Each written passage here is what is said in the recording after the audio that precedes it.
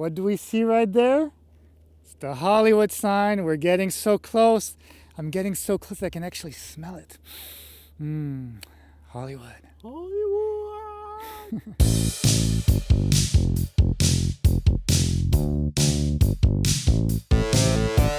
For anybody coming to the Los Angeles area, visiting the iconic sign is pretty much the thing to do.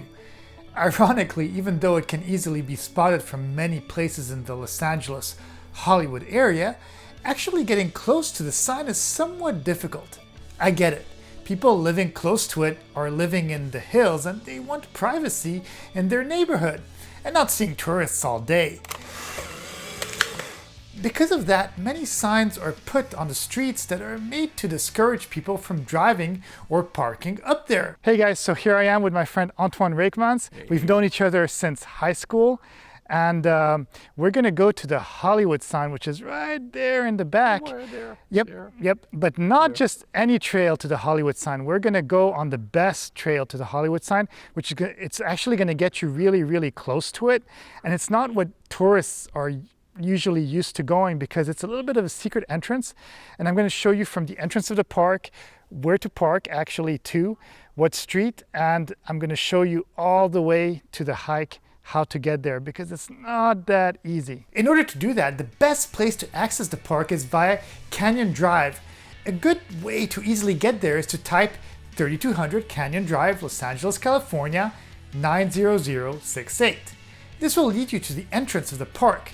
Once there, you have two choices.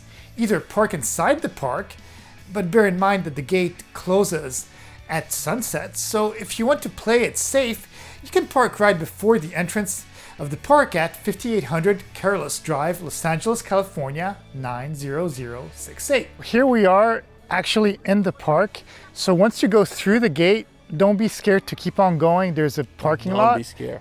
Yeah, exactly.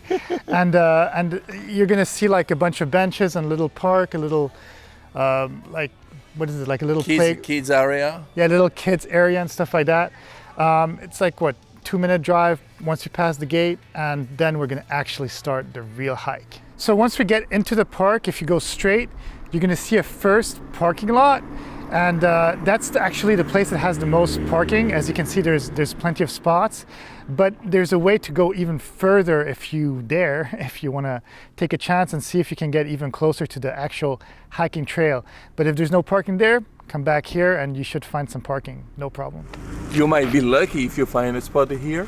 Trail-wise, even though our main purpose of this hike is to check out the Hollywood sign up close and personal, I usually love taking a detour to the Bronson Caves. As you can tell right here on the little sign that shows Hollywood sign, we're gonna stop by the Bronson Caves, which is the bat caves that were used in the TV series that was shot in the 1960s.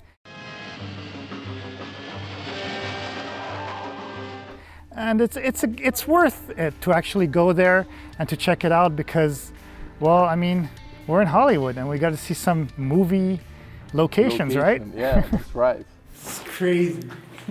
Oh, look at that. So where is Batman? I don't know. But we are in the Bat Cave. Where are the bats? Also, once you go through the cave, people seem to have had fun creating spiral rock formations. I'm not sure how long they've been there, but somebody must have had a good time making these interesting pieces of art.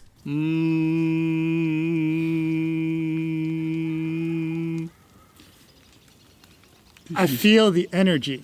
This is the circle of energy right in Hollywood. Do you feel it? I feel the power.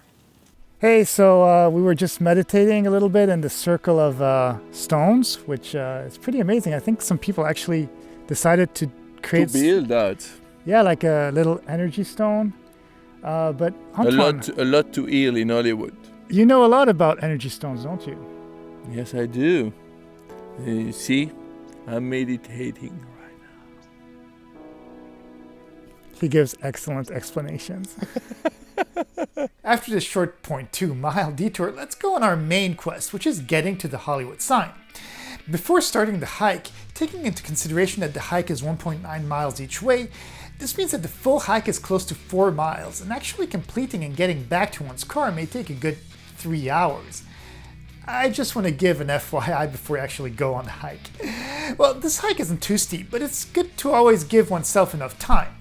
What I've noticed as of late is that they put a bunch of signs that really help not getting lost. These didn't exist until recently and make it so much easier. What kind of plant is it, Antoine?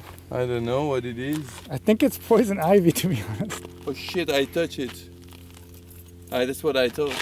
I think poison ivy, I'm gonna be like... Why did you touch it? Because I thought it was a weed at the beginning. On the way up, I love looking at the nature of the trees, and somehow the burnt logs and trees always attract me. This trail is part of Griffith Park, which is a large municipal park which is located in the Los Feliz neighborhood of Los Angeles and is made out of the eastern end of the Santa Monica Mountains, covering 4,310 acres of land, literally making it one of the largest urban parks in North America. Back there, I'm not really sure if you can see very well, there's downtown LA. It's a beautiful, beautiful view. I think we're about halfway to the sign, if not more, but there's like a little bench and all that, and it's a really nice place to stop by. And as you can tell, unfortunately, or fortunately if you love the sun, I do love the sun, but at the same time it's kind of like noon, and it's really, really hot. The sun is really, really high in the sky, but the views are beautiful and the hike is so beautiful, and I really recommend it to everyone. If you're in the area, be sure to visit the Los Angeles Zoo, the Autry Museum of the American West, or even the Griffith Observatory.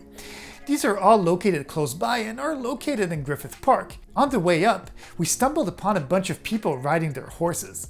Yes, there are many stables around Griffith Park, and encountering people on horses is pretty common, and it's always fun to see. Isn't it beautiful? We're on a hiking trail, and there's people riding their horse. I don't think there's anything that's more California than that. And yes, in the background you see an Antoine. He's running. He's a very special breed from Belgium, but they're very rare and very exotic, and they're really, really fast. At one point on this hike, you will come to an intersection. There you can either go to the front of the Hollywood sign or take the other trail that takes you to the back of the sign. The back of the sign takes you to a higher point and will have a better view of the city. So here we got to the junction, and there's one way we can go behind the Hollywood sign, but if you take this one right here, you can actually go in front of the Hollywood sign. So we're gonna go in front of it. As you can tell, we're extremely close. This is definitely the best place to see the sign up close and personal. Getting any closer is hard simply because the sign is gated. On a historical note, the sign was erected in 1923 and originally read Hollywood Land. Its purpose was to advertise the name of a new segregated housing development in the hills above the Hollywood district of Los Angeles. Here we are. The Hollywood sign, we made it. And honestly, on the camera, it looks further than what it is. When you see it with your naked eye, it's even closer. It's really worth the 3.1 mile hike. And if you look opposite the Hollywood sign, you can see downtown LA.